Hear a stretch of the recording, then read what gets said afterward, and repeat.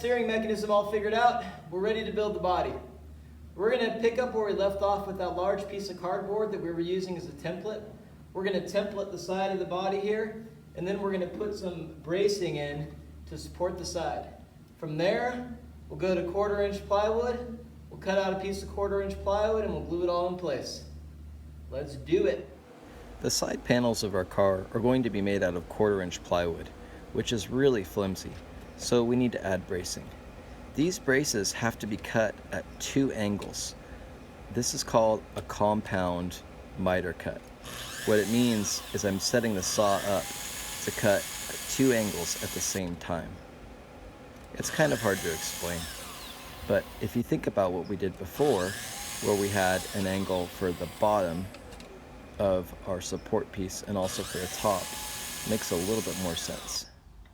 Once I had our bracing cut, I pocket screwed the ends and then glued them in place. To glue them, I first put a clamp on, and then I put screws in the pocket screw holes and tightened everything down.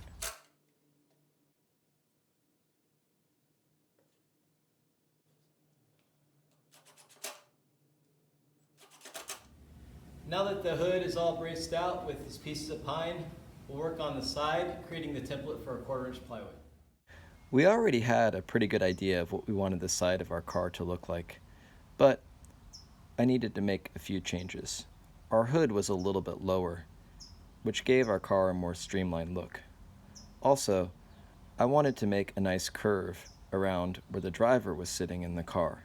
This would provide more access for a person's arms.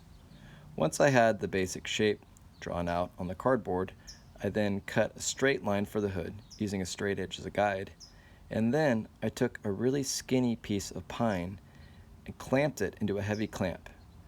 I could then bend the pine along where I thought the curve should go. Doing this gave me a nice, visually pleasing, fair curve. Once I had it set the way I wanted it, I used my pencil and I traced along the edge of the pine. I then came back with a razor blade and carefully cut out the curve. This then gave us a template for the side of our car.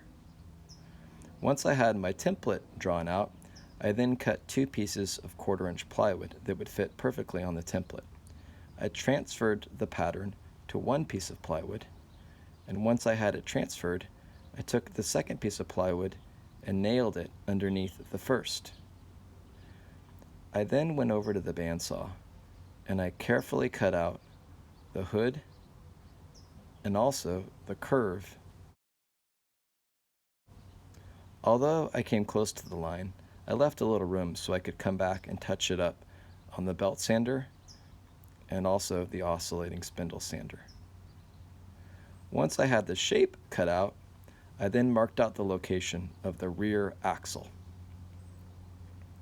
I did the same thing for the front as well, where our steering mechanism rope came through. Then I drilled out a hole for the rear axle using a cordless drill and a Forstner bit, and used the same drill and bit to drill out a hole for the front steering mechanism. To put the side over the axle, I needed to cut out the side with a jigsaw. I did the same thing on the front as well. I then pulled apart the 2 sides and checked to see if they fit. The fit was good, so I then took a block plane and lightly planed the edges to get rid of any sharp ones. Now we've got our sides all cut out and ready to install.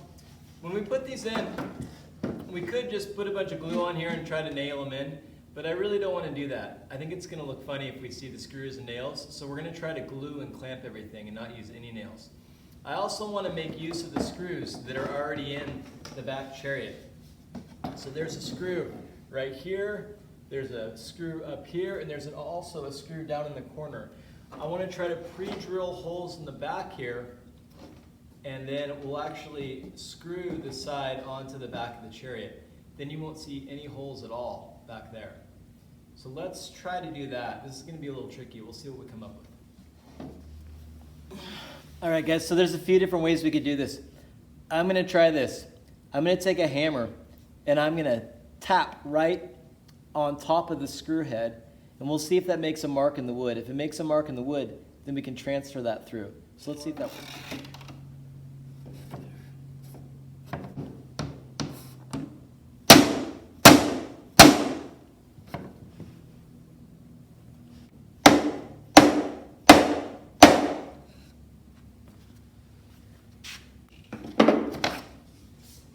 Yeah, sure enough.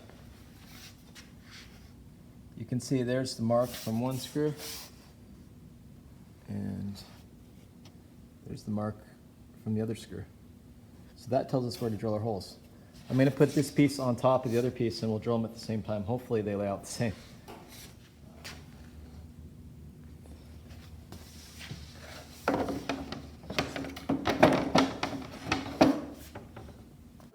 Now that the hard part of aligning the back screws with our panels was done, I then simply put glue all along the side bracing and also the plywood dashboard and panels that we created.